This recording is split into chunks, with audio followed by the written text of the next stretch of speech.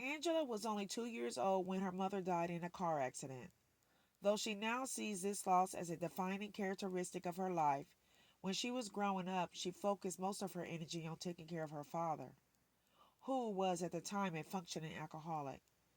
Being motherless affects the way Angela walks in the world, but she gleans inspiration from as many sources as she can.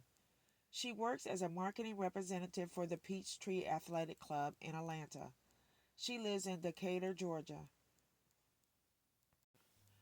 I remember in kindergarten drawing the family tree, and I didn't draw the mother arm branch. When my teacher asked me why, I told her in a matter of fact manner that my mother had died. She thought I was lying and sent me to the principal. It was so out of her sight to even think that someone didn't have a mother. I took that to mean that it wasn't normal, and that it wasn't a good thing, and that it was something that I needed to hide. So I did.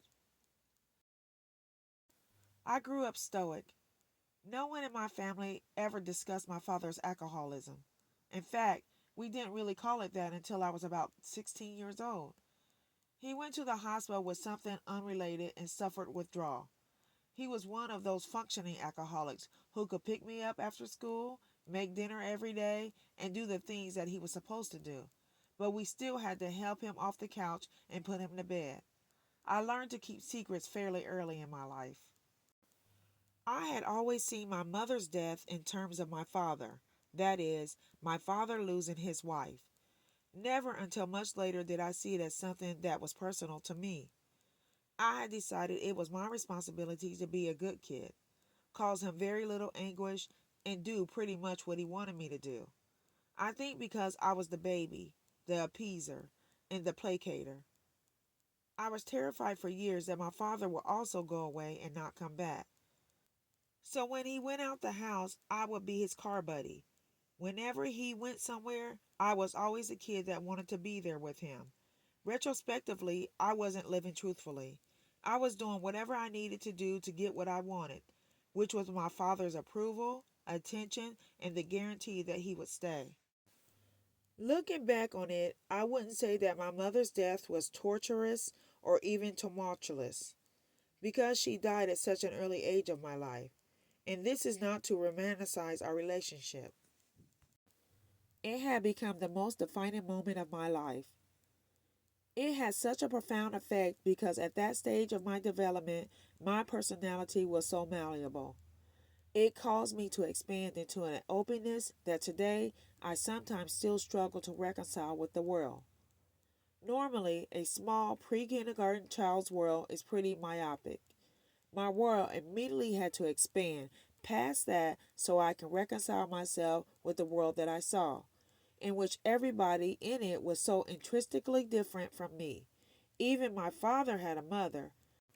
I will always have to deal with being motherless.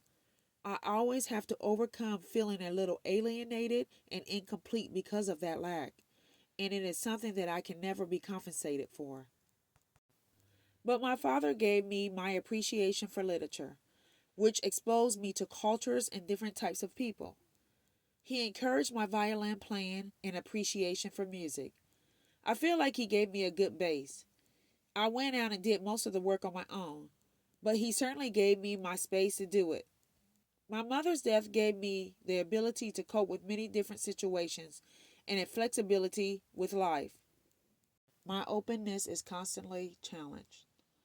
The first time I really felt my ethnicity was when I was 15 and working at an amusement park, Six Flags over Georgia. I was working as a little foreman in attractions when one day I saw this belligerent black man being escorted out in handcuffs.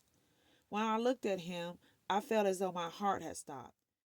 I became so personally involved with this guy that I went home and spoke with my father about it, and I said, Dad, I have the feeling that had he had been white, it would not have impacted me the same way. But I don't know why. And he said, Well, when people are looking at him, they are judging you. For years after that, I thought I had to carry my entire ethnicity on my back. And it was my job, and my job alone, to show the white America our differences were only visual. I remember Shelby Steele saying in the content of our character something about black culture being formed in oppression rather than freedom. Approaching an integrated room or a room that is predominantly white, I know that before I open my mouth that there may be judgments and generalizations about me before any of my character or personality come out. There's nothing that I can do about it that gives anybody an intrinsic insecurity that is hard to transcend. Let's say it happens before you walk into an interview.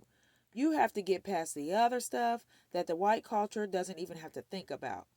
They just have to think about getting through the interview. I know a woman who had a name that seemed ethnic, and she actually changed her name on resumes. Only after she went into the interview would she tell them her true name. She felt they would not consider her because of her name. I feel like I have always had to transcend the color of my skin. Someone is going to have a conversation with me before they know who I am.